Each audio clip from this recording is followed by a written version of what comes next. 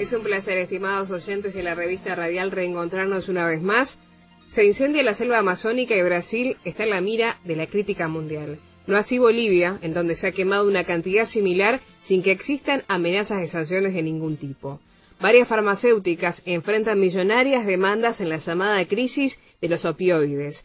Además, ¿es diferente el cerebro de los creyentes del de los no creyentes? Temas que compartiremos en la revista radial. Saludo a quienes me acompañan hoy. Pastor Alberto Díaz, ¿cómo le va? Una bendición, un gusto estar con todos ustedes. Bueno, Alberto, es un placer tenerte como siempre. Saludamos a Ian Eises, integrante de Llamada de Medianoche. Ian, ¿cómo estás? Bienvenido. Y sorprendido por las fantastillones que van a pagar las farmacéuticas. Increíble ese tema.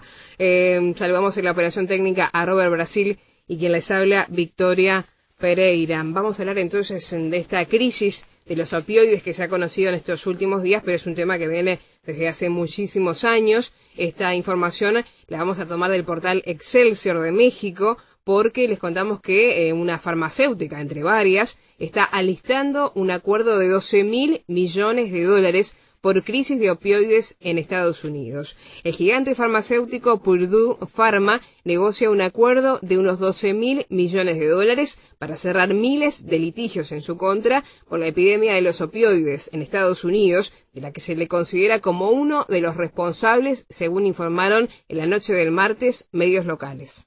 Purdue Pharma introdujo en el mercado estadounidense el opiáceo altamente adictivo Oxycontin en el año 1996, punto de inicio de una crisis que en las últimas 2 décadas ha matado a cientos de miles de personas.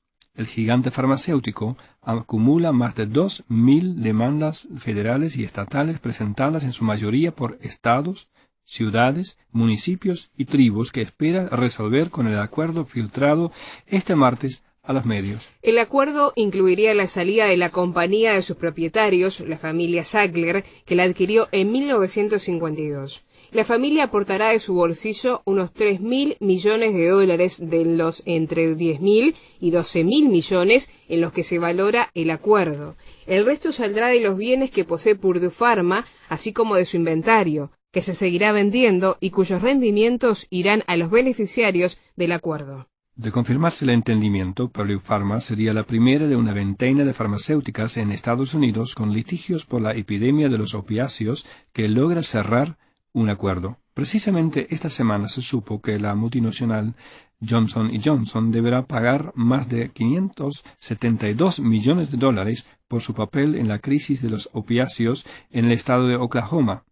Purdue Pharma alcanzó meses atrás un acuerdo con Oklahoma por $270 millones para evitar ir a juicio, pero las demandas en su contra se cuentan por miles. En 2007, la compañía y 3 de sus ejecutivos fueron condenados a pagar una multa de $634.5 millones por engañar al público sobre el riesgo adictivo del Oxycontin, que les ha generado enormes beneficios gracias a una agresiva campaña publicitaria con la que propagaron su uso. Según el Centro para el Control y Prevención de Enfermedades de Estados Unidos, la epidemia de opiáceos se ha cobrado en este país la vida de cerca de 218.000 personas en las 2 últimas décadas. Estamos hablando, Alberto, entonces de una crisis que los medios la han titulado como crisis de los opiáceos, opioides en Estados Unidos, que se habla de cifras millonarias en demanda, pero lo más tremendo es la cerca de 218.000 personas que han perdido la vida en las 2 últimas décadas como consecuencia de una adicción que de alguna manera la justicia ha entendido que ha sido alimentada por estas farmacéuticas. Sí, es un tema un poco escabroso. Uno precisaría mucho tiempo para explicarlo detalladamente. Pero una pregunta que uno debe hacerse es ¿cuál es el peligro del consumo de opioides? ¿Y a qué nos referimos cuando hablamos de opioides? Nos estamos refiriendo a derivados de la morfina. Este tipo de medicamentos, como a veces se les menciona opioides, reducen el dolor. Pero hay que resaltar que habitualmente no lo eliminan. Mejoran la movilidad, mejoran la capacidad para mantenerse activo y se utilizan en pacientes sometidos a dolores extremos, intensos, agudos. Hay que señalar que nuestro cuerpo humano, y cuán maravilloso es Dios en su creación, como dice el Salmo 139, tiene la capacidad de producirlos en forma natural. Pero cuando por una enfermedad, cualquiera que sea, que amerite que uno deba recurrir a los opioides, este tipo de medicamentos que vienen de una farmacéutica y que introducimos en nuestro cuerpo humano, son producidos sintéticamente, no de forma natural. Entonces, nuestro propio cuerpo humano fue diseñado por Dios de tal manera que cuando estamos recibiendo este tipo de medicación sintética, nuestro cuerpo deja de producir esos opioides que antes formaban en forma natural. Valga la redundancia. Perdón que te corte, Sí. porque se habla de que son medicamentos para ser consumidos por un determinado periodo de tiempo, porque tienen un alto riesgo adictivo. Exactamente. Entonces, como el cuerpo humano deja de generar en forma natural, Sí.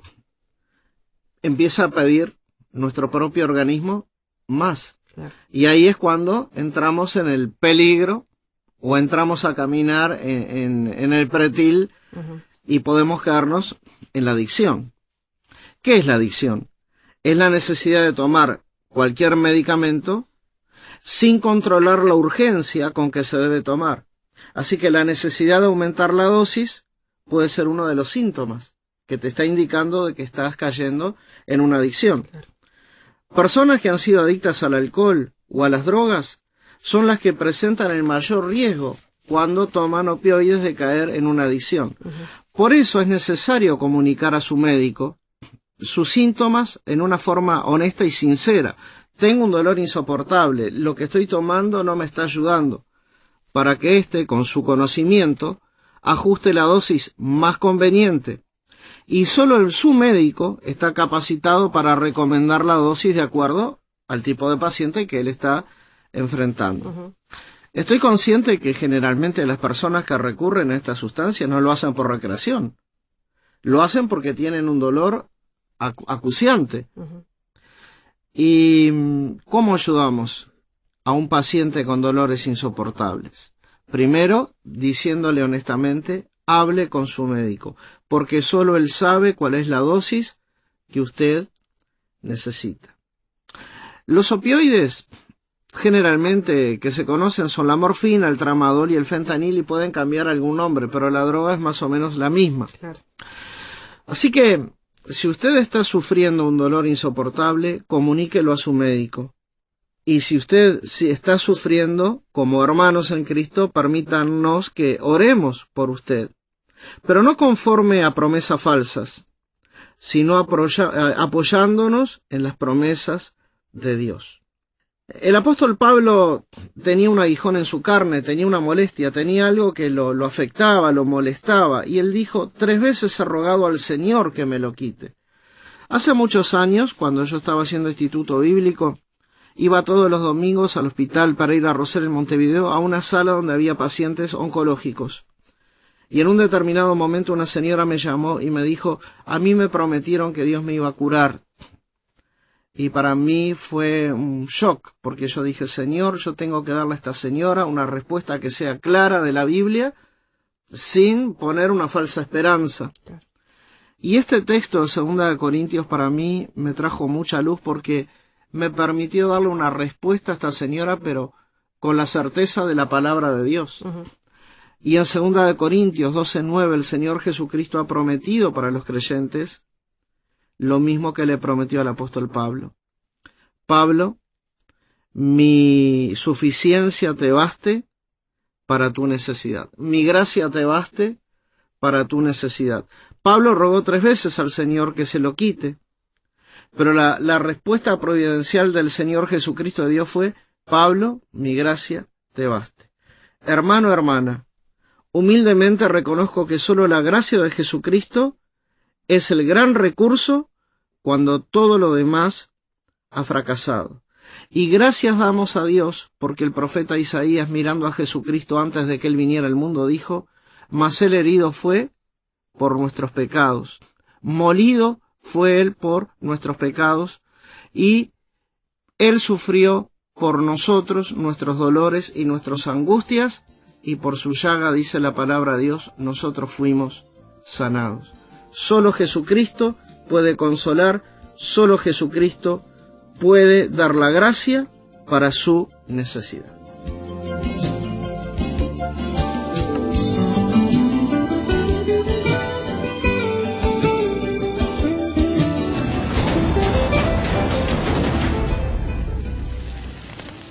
La lucha contra los incendios en la Amazonia parece no tener fin. Solo en la selva boliviana se han quemado más de 1 millón de hectáreas y los equipos de extinción trabajan en condiciones casi al límite para intentar controlar los fuegos. Vanessa Ox sigue en Bolivia. Vanessa, buenas tardes.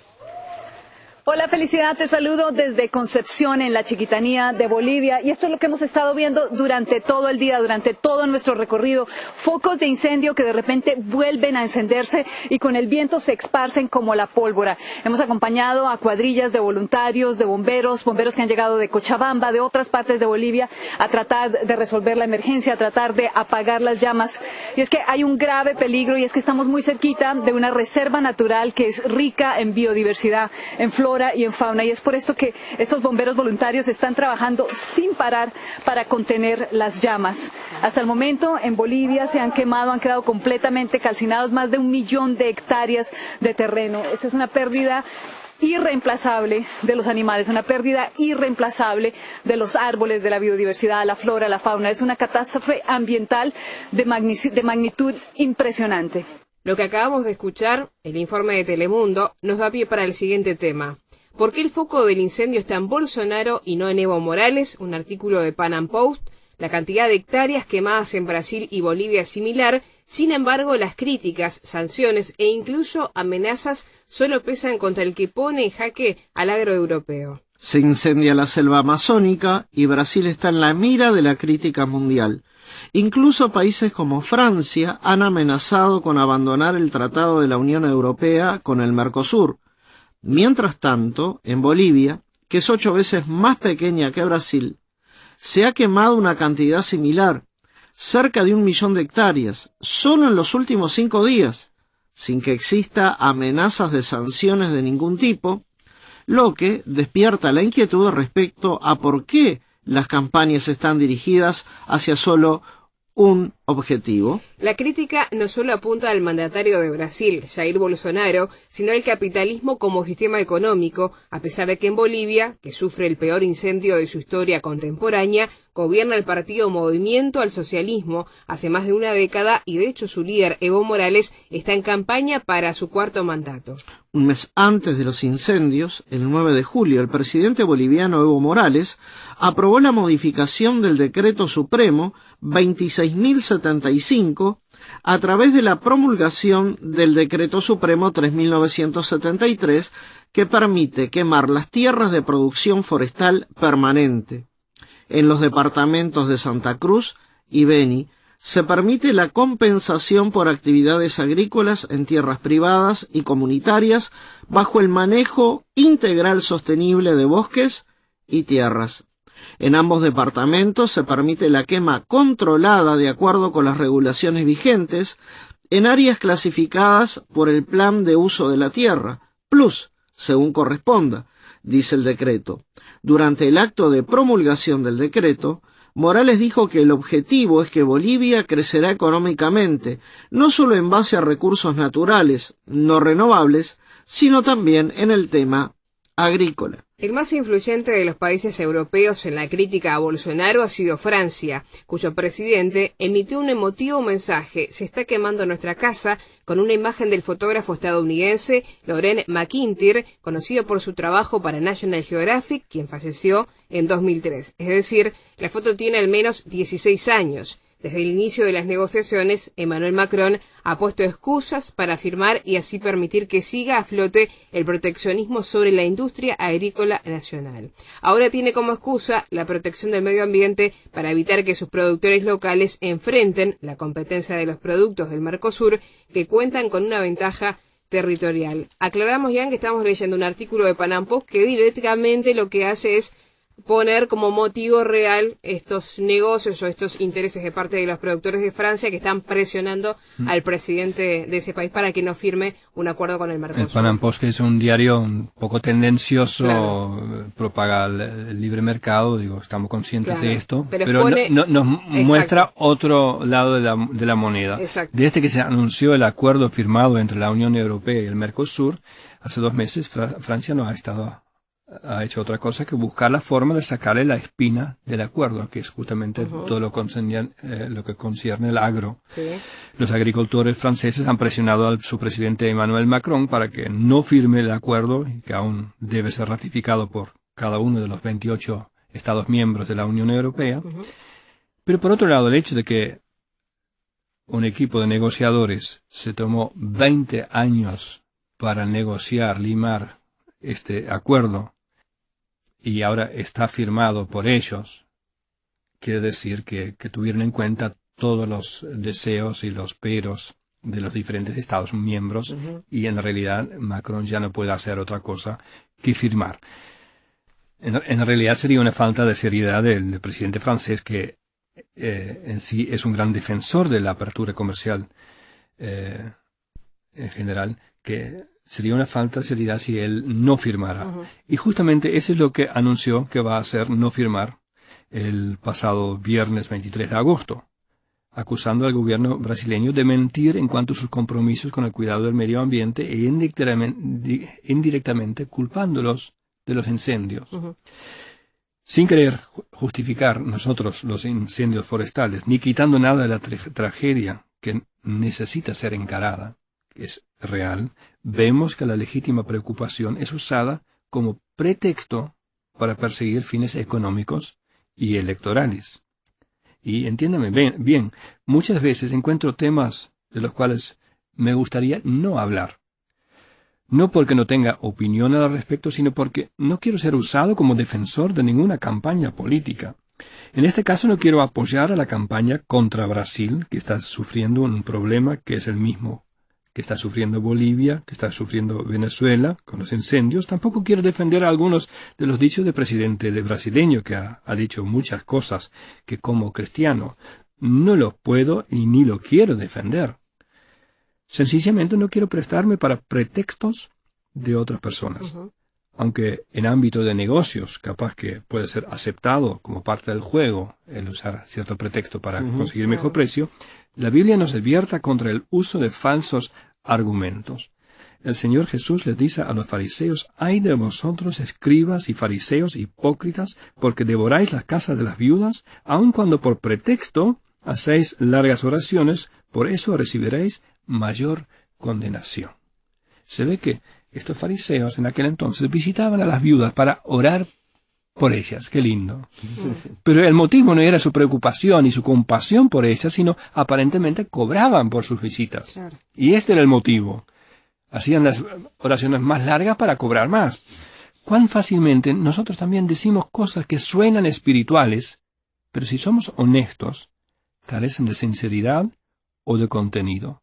Yo recuerdo que una vez estábamos escribiendo una carta circular a las personas que nos apoyan en la misión, y le dije a mi esposa: no escribamos entre los motivos de oración: oren que Dios provea el dinero para tal y tal cosa. Porque lo que en realidad queremos decir: por favor, den para tal y tal cosa. Entonces, si eso es lo que queremos decir, hay que decirlo.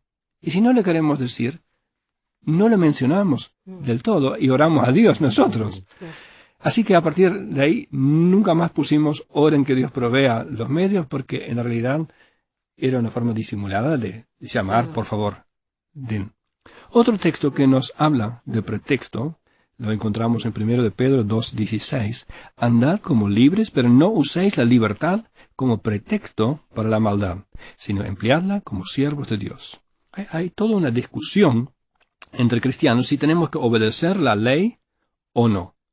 La Biblia nos dice que no estamos bajo la ley, sino bajo la gracia. Entonces ya no tenemos que obedecer la ley, correcto. Pero no vaya tan rápido. Volvemos al versículo y vamos a leerlo en su contexto, porque un texto sin su contexto fácilmente se convierte en un pretexto. Y dice la Biblia: el pecado no se enseñoreará de vosotros, pues no estáis bajo la ley, sino bajo la gracia.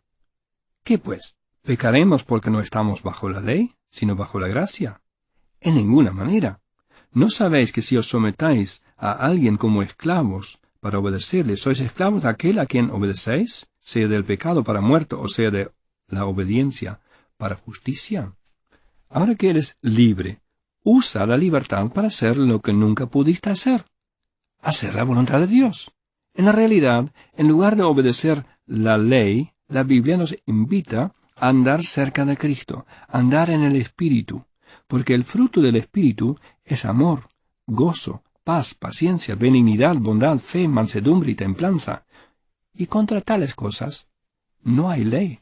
Si andamos en el Espíritu, cumplimos, quizás sin darnos cuenta, la ley real, la ley de Cristo, la ley perfecta, la ley de la libertad.